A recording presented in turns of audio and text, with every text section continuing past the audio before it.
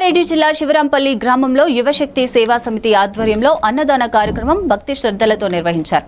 పెద్ద సంఖ్యలో భక్తులు హాజరై స్వామివారి తీర్థ ప్రసాదాలు స్వీకరించారు.